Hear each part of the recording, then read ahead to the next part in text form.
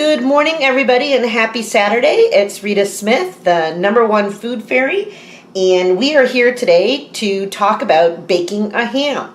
It's a very American tradition to bake a ham.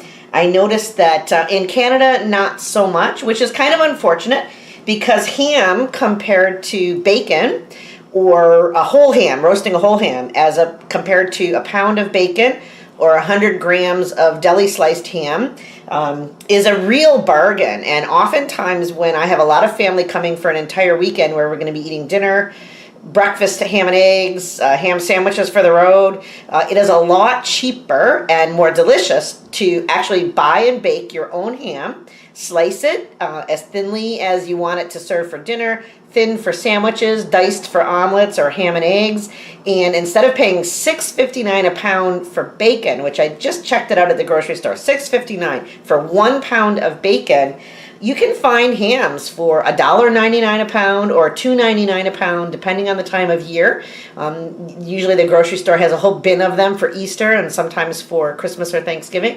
And I often will buy a couple of them and toss them in the freezer. It's a good feeling to have a whole entire ham in the freezer in case you're going to have a last minute set of guests for dinner. So what we're going to do is I'll take it out of the packaging. I'll just kind of show you what a whole ham looks like. Maybe you've never seen one. Maybe you've only seen it sliced for, God knows, like $2 for 100 grams. Enough ham for one sandwich costs you $2 or $3. It's crazy when you can buy your own ham, bake it yourself. It freezes fantastically, so your slices of ham, your diced ham for omelets, just toss it in the freezer in Ziploc bags and pull it out as you need it. It is salty and it is fatty, so it's an occasional treat. It's not going to be a part of your everyday diet, but a tiny bit of ham.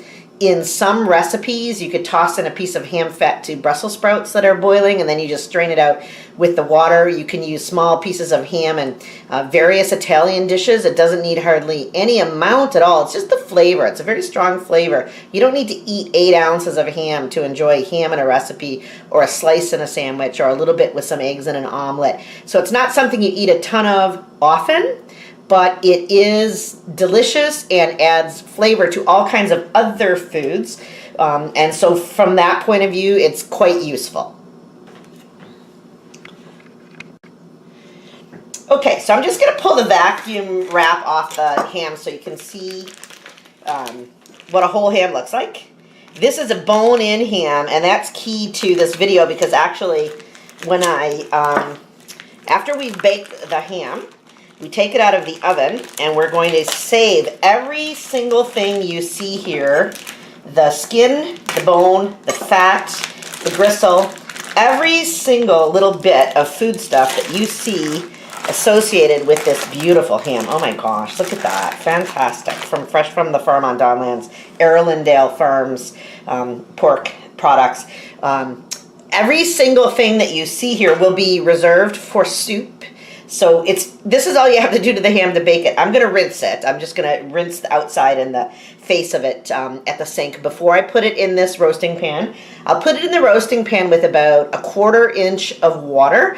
That is not because the ham actually needs the liquid to cook. It has quite enough liquid on its own. It will cook on its own. But I don't want any of the drippings to stick to the bottom of the pan and burn. That's what is referred to as fronds in cooking. I don't want to have any blackened pieces of pork fat or dripping in the pan because I want to use the drippings that come out of the ham in the soup. And not to fear, we will skim all the fat off of the soup before we, the stock, the broth, before we make any soup or stew out of it. So most of that will not be consumed, but it does certainly add flavor to the broth. So I'm going to give this a rinse at the sink. I'm going to stick it in my roasting pan with about 1/4 inch of water, put it in the oven at 350 degrees, and I'm going to say about maybe 2 hours. Could be a little bit less, could be a little bit more, depending on the size of the ham.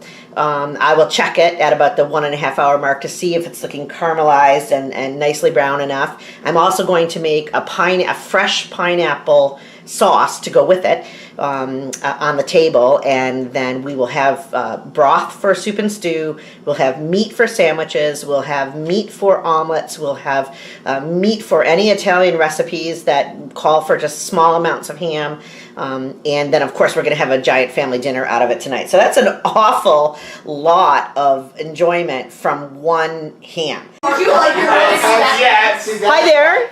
It's Rita Smith, the #1 food fairy, and we are back with our ham out of the oven. It ended up cooking at a low temperature, 325, for about 3 hours. This is our beautiful, fresh from the farm ham. Uncle Dave, who's our family's best carver, is going to carve the ham for us. We'll put the sliced meat on trays, and every single piece of the ham, the bone, the skin, the gristle, the knuckle, everything will go into the stock pot. So we'll come back in a second for a bit of ham carving, and then we will move on to how to make ham stock. It's everywhere, but not in North America. Okay. The ham is getting whittled down. What do you think, Unc, of this compared to our grocery store hams? Does it look meatier? Does it look nicer? Yeah? I just said it can be gnarly and have bits and chunks here and there and everywhere. Look at the marrow and the bone. That's going to make great soup. I'm going to have fun making the soup video. Do you need another platter? I'll cover this one and we'll get another platter. All right, we are almost down to the final part of the bone. Give us a good shot of that bone, Unc.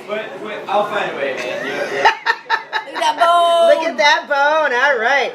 That is going to go into the soup pot. Have you got everything off that you can get off of that? That's going into the hot ham water. That's going to the hot, oh yes, I'm sorry. I have to call this video the hot ham water video in honor of Lindsay from Arrested Development. So the next portion of this video, I will in fact teach you how to make hot ham water. Wow, that'll be exciting.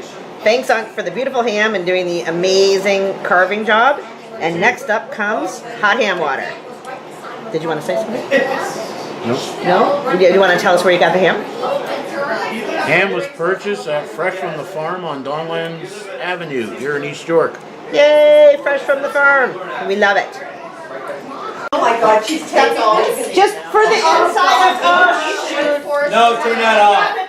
No, I just want to get a shot of the table for my video. Everybody look this way and say ham and gravy by Gerard. Bye. Nice to meet you. Okay, bye. Okay, and we're gonna get a still shot. Oh, it's not a video camera? It's a video camera. I can do both. Stills, apparently. It won't. Hold on. It won't. Come on, you bugger, you. Well, okay, I might have. Okay, all right. Okay, you may go on dishing up. Thank you. Here's Uncle Dave's ham. Yes, and I do. Okay. Oh my God, dinner is over. She told me that there was. There's a battery It's pack. funny because she said Rose. Dinner is over, and this is what's left from the ham, the fat, the skin, the bone in. This is all that is left of all that ham. Holy mackerel, that whole giant ham, that's what's left after the dinner party. So what I've done here is I've taken all the leftover carrots and celery that were about the place. Some came off of the veggie dip tray, some were in my freezer. Okay, we're back for our ham broth into the pan with the bones and everything else that came from the ham. I put celery, onion, carrots, water, and some bay leaves. And so David Smith, the one, the only, the super fit, is gonna pour this into a smaller pan for me.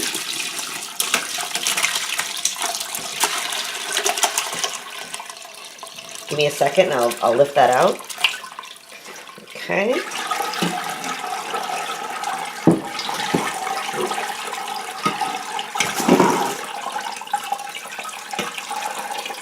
The pan is usually, well, because of the colander set that I have, not deep enough to do it all at one pass. So I'm going to dump that into the compost. Okay, go ahead. Leave the rest. That should catch it, and then I'll just drain the rest. Perfect, thank you. Okay. So that's a couple of quarts of broth that we got from the ham bone and everything else that we cooked yesterday. I'll let this drain off, and then I'm going to put the pan of broth into the fridge to let the fat rise to the top, and we'll skim that off when we get back.